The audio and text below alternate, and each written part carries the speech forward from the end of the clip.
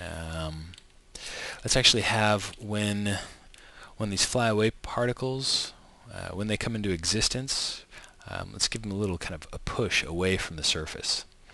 And the way we're going to do that is we're going to go ahead and create a new rule here. We're going to put this up above the forces rule, and we'll call it push away from surface. What we'll do is say, okay, fly away, when you enter the group, whenever a particle enters the fly away group, that's what this enters group means, we want to have it do something. And what we're going to have it do is we're going to go ahead and grab this node, and the node is going to be the box that we're interested in here. And what we're going to do is we're going to use the distance condition to take the particle, let's see here, we'll go ahead and just expose this anyway, particle position versus the node's position, and we wire them in reverse so that we get a direction vector that goes from wherever basically it's going to go wherever the center of the node is out toward the particle, so it's going to be driving them away. It's really easy to see that happen in reverse. If it does, just hold shift and click those outputs to disconnect them, and then you can go ahead and reconnect them, however, in the opposite way if you need.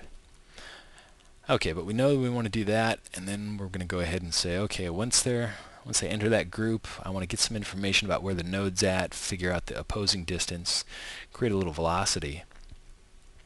And this velocity, of course, is only going to be turned on when that particle enters that group. We're going to go ahead and set the direction. We're going to use the direction coming from the distance output. And we'll vary their speed a little bit, and we'll give them a pretty good punch, and with a little bit of variation angle. And so what happens is, we still don't see it a whole lot there. Let's give them even more speed and see what's going on. Okay, it kind of looks like they're heading toward the middle, the inside of that node, so we're going to go ahead and swap this around. Oops, duplicated him. Okay, so let's take that position and the node's position. Okay, so now we get the particles flying away, but they're going a little too fast. Let's go ahead and decrease that. And so boom, they punch out and then they blow away. Still a little too much. Let's bring it down. Okay, so there you have it, a pretty easy setup for having particles born all over a surface and then get activated and blow away in the wind. You could do this for creating mud all over a character and then having it blow off, or debris off of a street or something. And of course, you know what, let's just go ahead and complicate it a little bit more, because this is a little too simple. What we want to do is we want to actually have the thing move, because if it were a car, of course it would be moving. And we're going to go ahead and turn off TP for right now so that we don't get any updates. And we'll just kind of go ahead and let's make our car drive up here, turn a little bit, turn some more. And of course this is very rudimentary animation, but so let's see, he goes up and around and over there, and let's just make him go ahead and come back.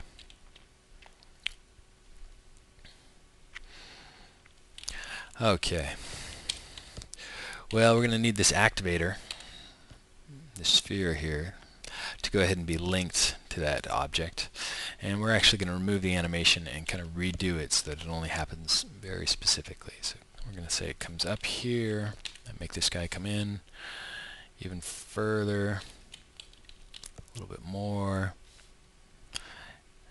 come up that way, here, and then by the time it reaches back there, let's go ahead and get rid of them all and have them all be covered.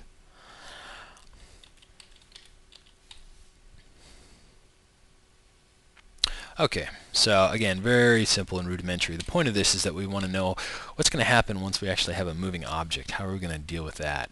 Because you can see matter waves is going to born those particles on that surface at the point when it starts, when it's turned on, which is with the fire button, which is turned on already. But then after that, those particles do not stick on that surface. So how are we going to cope with that? Well, what we're going to do in this case is we're going to create another rule that says follow the object. And with follow the object, we're going to be affecting the stuck on surface particles. We're going to need a node. We're going to need to activate and access that box, which is our car. And we're going to use a dynamics operator called follow. And follow, he needs a particle and he needs a node. And follow's got all kinds of information here. We're not going to worry about this too much. The help file is great. They did a bunch of information in there. It's very thorough. And of course you can always ask on CG Fluids or anywhere else, the CBIS forum. But here is what happens now. Let's go ahead and we'll deactivate the switch groups rule. So it's no longer going to be active. And now you can see that these particles all over the surface of the object stay on that object. And that, of course, is because of this follow dynamic operator. So they follow the whole time. They don't switch groups yet because this rule is disabled. You can see it's grayed out. We'll right-click that rule again to enable it. And now, of course, as they get activated by that sphere, they're being turned on, switching groups. They get a little punch. Let's actually add a little higher push away from the surface. Let's get back up there. And you can see we've got edit on the fly turned off. And so any changes that we make, we go ahead and see those updates calculated up again. And then, so, yeah, basically, now we've got the particles following the object. And there we go. Okay, so just a pretty simple example, but just one of the many ways to try to introduce you to how you can set up things in thinking particles. Let's move forward.